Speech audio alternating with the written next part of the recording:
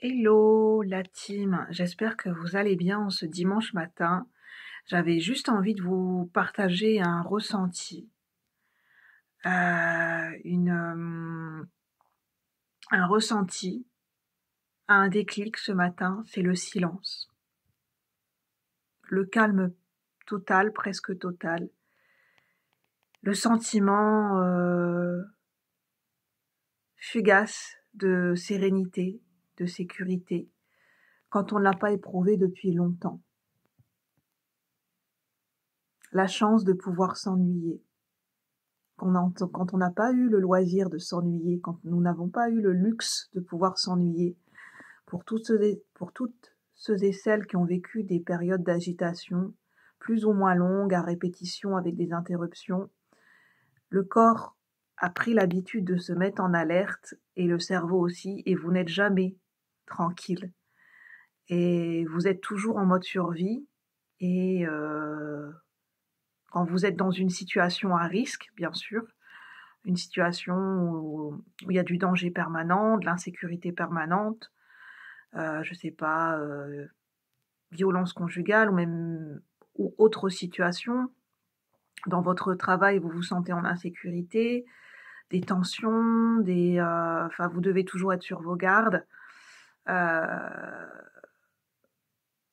des commérages, enfin voilà, toutes sortes d'insécurité émotionnelle, insécurité physique. Des degrés de violence multiples et diverses, et donc vous ne savez plus ce que c'est que le sentiment de sécurité. Vous vivez, l'insécurité est devenue une norme, et vous vivez en état d'alerte permanent en fait. Ce qui fait que dans cette période-là, on n'a plus hier, je me disais, je m'ennuie. Bah en fait, ce matin, je me suis rendu compte, Julie, c'est un luxe de pouvoir s'ennuyer. À une époque qui est troublée, s'ennuyer est un luxe que tout le monde ne peut plus se permettre. Tout le monde n'a plus le luxe de s'ennuyer, dans le sens où il y a tellement de tracas au quotidien, d'insécurité et tout, de choses à penser, que finalement, quand on a un moment où on peut se poser, il n'y a rien, enfin, c'est le calme, le silence, c'est juste bien en fait. Parce que là, vous n'avez rien à prouver, vous n'avez pas de représentation, vous êtes juste avec vous-même. Vous n'avez pas besoin d'être en représentation, vous n'avez pas ce sentiment d'être mal à l'aise en interaction sociale, parce que vous devez être tiré à quatre épingles, vous avez, j'en sais rien, vous cherchez vos mots, vous bafouillez. Moi, ce qui me stresse énormément, je m'en suis rendu compte avec le temps, c'est les interactions sociales.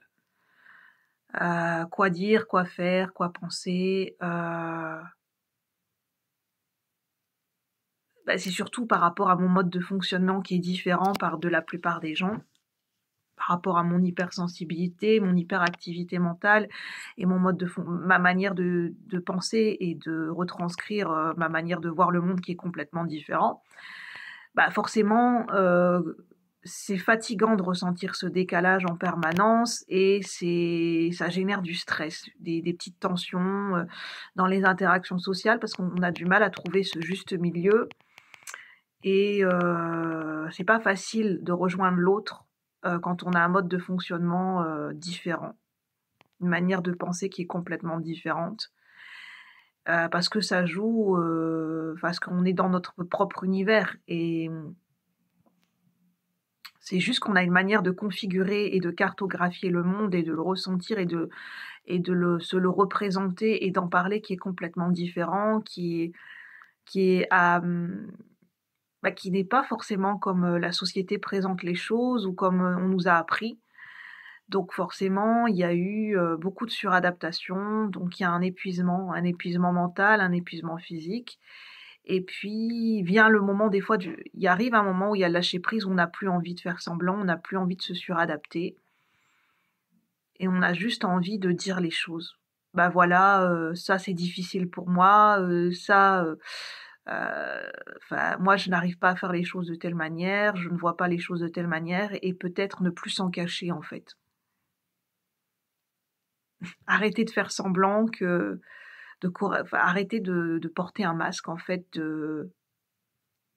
lâcher la suradaptation, et dire bah oui, en fait, moi je suis différente ou je suis différent. C'est quand même un petit peu faire son coming out. Arrêter de faire semblant, arrêter de se suradapter, arrêter de se faire croire des choses et ne plus essayer, ne plus forcer.